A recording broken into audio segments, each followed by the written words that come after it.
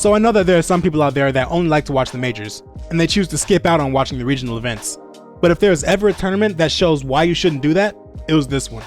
Because we had crazy upsets with top teams getting knocked out early, as well as huge debuts from teams who were bringing on a new roster, on top of one debut that wasn't so huge.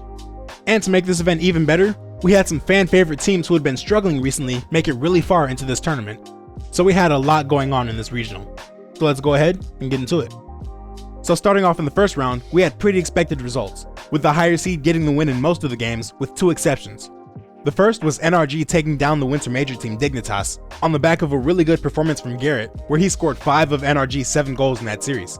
And the other exception was a really big one, because after G2 won the first 2 games in the series, Sup stormed back and dominated in the next 2 to bring it all the way to Game 5, where they finished the reverse sweep over one of NA's best teams with a 1-0 victory in Game 5. And what makes this victory even more impressive is that over the last 3 games, G2 only managed to score 1 goal total. So with the way that they shut down one of the best offenses in the region, they definitely deserved this victory. But the celebration for Sup wouldn't last too long, because in the next round, they had to go up against Optic Gaming, and they weren't able to pull off another upset because Optic won in a 3-0 sweep. And this victory topped off a really good day for Optic, and for AJ in particular, because on that first day, he averaged 1.71 goals per game against Sup and Koi combined. But the next match in this round was supposed to be where things got really interesting, because we have the rising stars in North America, Complexity, going up against Version 1, who just brought in Daniel from Space Station. But instead of giving a close match like a lot of us expected, Complexity dominated the series on their way to a 3-0 sweep victory. And they showed off why they have the #1 defense in North America, because in these 3 games, they held Version 1 to only 2 goals. And that kept Version 1 from ever having a real chance of winning in this series. The next match was Gen G versus NRG, and while these two teams hadn't seen each other since the fall split, NRG did win that series back then 3-0. So there was a little bit of hope for them, even as a big underdog. But after Gen G took game 1 by a score of 3-0, that hope was immediately crushed, and they went on to get the really comfortable sweep. And for the last match in this round, we had FaZe Clan going up against Space Station, which most people had to think was going to be a victory for FaZe Clan after they came off of the Winter Major Grand Finals, and SSG came off of losing Daniel, who most people thought was their best player. And that looked like it was going to be the case in the first 2 games where FaZe got 2 comfortable victories to go up to an early match point. But after that game, this series was all Space Station, and they pulled off 3 wins in a row to get the reverse sweep and knock FaZe Clan into the lower bracket much earlier than most people would have expected. Then in that lower bracket, we saw our first teams get sent home, with M80 getting the victory over Hey Bro, and Shopify Rebellion getting a huge victory over 0-1, which included a victory in Game 2 by a score of 10-1, tying the record for most goals in an RLCS game in North American history. And the other 2 matches in this round were pretty spicy, because first we had Furia and Dignitas to see who would be sent home out of these 2 teams. Neither one of them would usually be expected to be sent home this early, but now that they both had their lives on the line, it wouldn't have been a surprise to see a really tight back and forth battle between these 2 teams. But instead, Furia was in control the whole time, and they knocked Dignitas out of the tournament with a 3-0 sweep. This, without a doubt, is not the start that Dignitas wanted to have to their split, especially after they defied the odds to make it all the way to the Winter Major, and then brought in Dignitas legend Violent Panda as their new head coach. But as things stand now, they have their work cut out for them if they're going to make it to the Spring Major. And for the last match in this round, it got even more interesting, with G2 going up against Koi. G2 set the tone with a 6-2 victory in Game 1, but then Koi bounced right back with their own 6-2 victory in Game 2. And this back and forth continued all the way into Game 5, where G2 was 1 game away from being knocked out in the first round. But luckily for them, they were able to tighten up in that final game, and they got the victory 3-1 to knock Koi out of the tournament.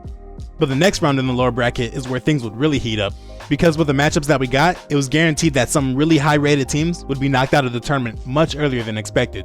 But to start off, we had Sup going up against M80. And while M80 was the team in the winter split that defied a lot of people's expectations by coming very close to making it to the Winter Major, but now after this series, Sup solidified their spot as the upstart team in the spring split by getting a Game 5 victory over M80 to qualify for the top 8. And now for the next match, we had Version 1 going up against Furia. And this match would determine whose major chances would take an early hit. Plus, if Daniel and Version 1 were going to make a good impression in their first tournament together, it would have to start here. But instead of starting here, it would actually end here, because Furia got the 3-0 sweep over Version 1 and knocked them out of the tournament, spoiling Daniel's debut with his new team. And the story for Version 1 in this tournament has to be their offensive shortcomings. They played a total of 6 games against the former South American superpowers, Complexity and Furia. And while they of course didn't win any of those games, they also only managed to score 4 goals in those 6 games total. And if you're only able to score that many goals, it doesn't matter who you're going up against, because that won't be enough to win. But now, all they can do is go back to the drawing board and try to fix these issues before the start of the next event. The next match had NRG going up against Shopify Rebellion, and these two teams had faced off 2 times before in this season, with NRG getting both wins 3-1. But this time, it was Rebellion who got the 3-1 victory, as they advanced to the top 8 and gave NRG another disappointing finish in the tournament. But the last match in this round is where things would get really crazy, because we had FaZe Clan going up against G2. The fact that both of these teams got upset earlier in the tournament now meant that they would need to face each other really early in the lower bracket. And now either North America's 2nd seed or North America's 3rd seed will be knocked out before even making it to the top 8. And even with both of these teams being really good, FaZe Clan had to be the heavy favorite, because they won the last 4 times these teams matched up. But G2 was able to flip the script this time by tearing through FaZe's stout defense and scoring 3.67 goals per game in this series. And that led to them getting the 3-0 sweep over FaZe and knocking them out of the tournament. But while this result is really unexpected for FaZe, I don't think they have anything to worry about. Because in the first event of the winter split, they were also knocked out before making it to the top 8. But they bounced back to win the next 2 events and make it to the major as North America's #1 seed. So this isn't anything that they can't come back from. Heading into day 2, the first 2 matches of the day saw 2 teams with a chance at a big upset, with Sup going up against Furia and Shopify Rebellion going up against G2. Most people didn't expect either of these teams to make it into the top 8, but now they had a chance to make it all the way into the top 6. But unfortunately for them, that didn't happen, because Furia and G2 got decisive victories. Furia was just 1 goal away from getting a perfect sweep over Sup, while G2 got their own sweep over Rebellion. And now the 2 biggest underdogs remaining in the tournament were both knocked out. But now after looking at the underdogs, we go back into the upper bracket where we take a look at the 2 favorites. Because after FaZe Clan's early exit, both Gen G and Complexity were the 2 teams that were most likely to win this tournament now. And they each continued their run to the championship with a 4-1 victory. Gen G got their win over Space Station, and Complexity got their win over Optic. But now going back into the lower bracket, the next match would be one that was huge for both teams, with Space Station going up against Furia for a spot in the top 4. Furia came into the season with a lot of really high expectations, but by missing out on the first 2 majors of the season, they haven't quite reached them yet. And on the other side, a lot of people thought that Space Station would start trending down after they lost their superstar in Daniel, but a win here to get into the top 4 would have them immediately surpass everybody's expectations. Furia got off to a fast start in Game 1 with the 6-1 win, but Space Station bounced back in Game 2 to get that victory after an overtime that lasted for over 7 minutes.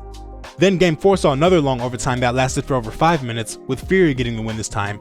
And this saw the 2 teams head into Game 5 tied at 2 games apiece. But the last 2 games in that series were dominated by Space Station, because they outscored Furia 7-2, including 4 goals in the last 2 games by their new player Hoxer. And with this victory, they show that they are officially still a top team in North America, with or without Daniel. And for the other match to get into the top 4, we had Optic going up against G2. Optic has been a fan favorite all season long, but they haven't had the results to go along with the expectations yet. But now with their performance here, along with their top 4 performance in the Winter Invitational, Optic looked like they were finally ready to take the next step as a team. But now, they would have to go through G2, who are consistently at the top of North America. In this series, G2 jumped out to a 2-1 lead heading into Game 4. But from that point on, AJ and Optic as a whole took control of the series. Optic won Game 4 by a score of 3-1, with AJ scoring all 3 goals for Optic. And Optic also got the wins in Game 5 and Game 6 to take this series by a score of 4-2. And in these last 3 games of the series, Optic scored a total of 7 goals, with AJ scoring 6 of them. I made a short not too long ago talking about how well AJ has been scoring in the qualifiers, but now in the last 2 events, he's brought that same scoring production into the main events.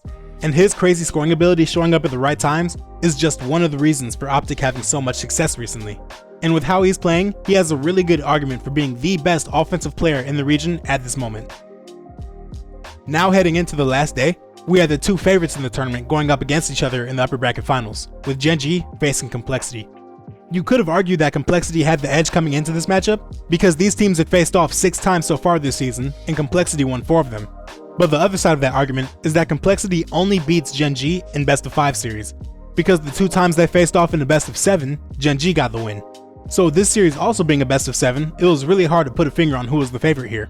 And while the 2 teams looked really close on paper, they looked even closer on the field, because they literally went back and forth, trading wins with each other between Game 1 and Game 6 to bring the series to a Game 7. And in these 6 games, we saw 2 of them go to overtime, with those 2 being Game 4 and Game 5, and every game was decided by 1 goal, except for Game 1, which would have also been a 1-goal game if Chronic hadn't scored a 0-second goal to increase the margin to 2. And in that decisive Game 7, we see AJG spring the counterattack for Complexity that gave them the go-ahead goal. With Nali on the ball in the offensive half, and Abjack settling in front of the Complexity goal waiting for a shot opportunity, that meant that Chronic was all by himself back on defense.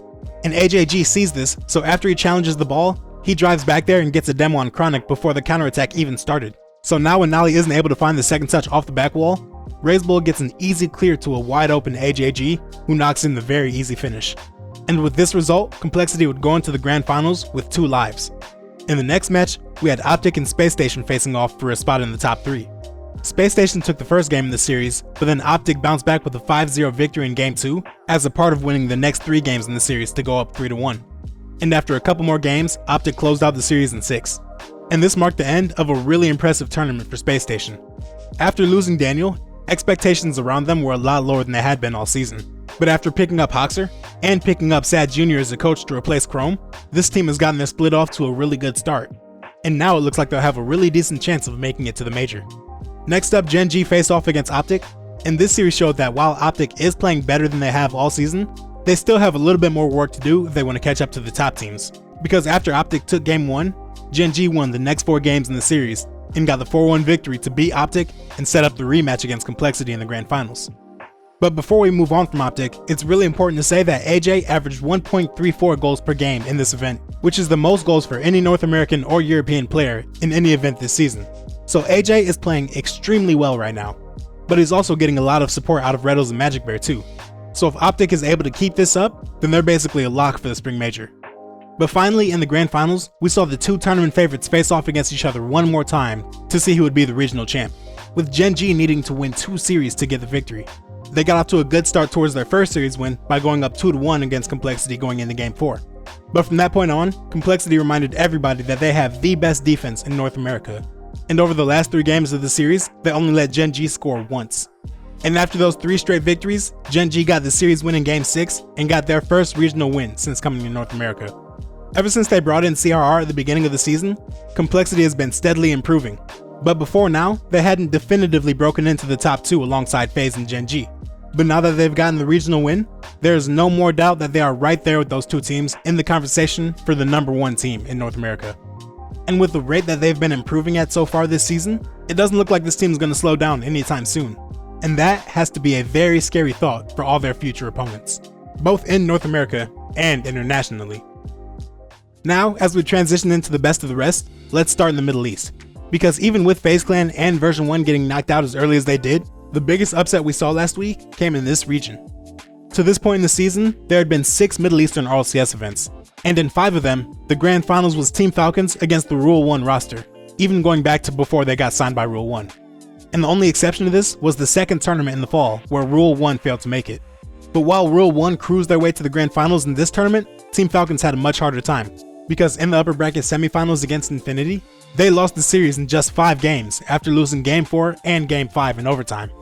But while a loss here was unexpected, it wasn't anything that Falcons hadn't gone through before, and nearly everybody still expected them to at least make it to the grand finals. And it looked like they were well on their way there after they went up 3-1 in the lower bracket semifinal against Twisted Minds. But then Twisted Minds took Game 5, then after Game 6 went in overtime, Twisted Minds won again. So Falcons had one more chance to avoid blowing the 3-1 lead and keep their tournament chances alive. But after that Game 7 also went to overtime, we see Khaled of all people get a poor touch on defense to hit the ball straight to Samway. And then TRK misreads his challenge off the back wall and gives him a lot more room to work. And with that room, Samway brings the ball down to the ground to get a ground pinch, sending the ball past the Falcons defense and giving Twisted Minds the huge upset victory and knocking Team Falcons out in 4th place. And after this happened, Rule 1 continued their domination in the tournament, and they won the grand finals after only dropping 3 games for the entire tournament. And now with Team Falcons falling this far behind this early, Rule 1 is now in full control for their first ever spot at a major. And now transitioning into OCE, this region still pretty much consists of 3 teams, with those teams being Ground Zero, Pioneers, and Power. Since Ground Zero is the 1 seed in this event, they didn't need to face the other 2 teams, and they made it all the way to the upper bracket grand finals with only 1 game loss. But Pioneers and Power had to face off against each other to see who would join Ground Zero in the upper bracket final. And after Power took 2 unexpected upset losses to Pioneers last split, which brought them from being the favorite in the region to missing out on the major entirely, this was their first chance at getting revenge. and they took full advantage of that chance by winning this series 4-1. Then in the upper bracket final, after a tournament full of one-sided matchups, we got our first close series, with Ground Zero and Power going all the way to Game 7. But Power won that final Game 7 to take them to the Grand Finals for the first time since the Fall Invitational, which was also their last time even being in the top 4. So they've been in a really bad slump to this point, but it looks like they've finally broken out of it. Then in the lower bracket final, we had Ground Zero going up against Pioneers, and this matchup has been dominated by Ground Zero ever since Super Lucky joined them after leaving Pioneers. And this series was more the same, because Ground Zero won in 5 games after outscoring Pioneers 11-4. And this means that since the roster move was made, Ground Zero have beaten Pioneers in 5 series, and Pioneers have only beaten Ground Zero once. And this result also gave us a rematch in the Grand Finals, with Power once again facing off against Ground Zero. It seemed like Ground Zero were well on their way to getting the first series win and setting up a bracket reset, because in this best of 7 they won the first 3 games. But from that point on, Power took control of the series, and they won 4 really tight games in a row to pull off the reverse sweep in the best of 7, locking in their first regional championship since the fall split. Power honestly had a really rough go in the winter, but now they look like they're ready to bounce back and reclaim their spot as OCE's best team. Alright, that's it for this recap. And I cut down on the runtime because I'm trying to make these recap videos a little bit shorter. So we'll see how that goes. But yeah, until next time, thanks for watching.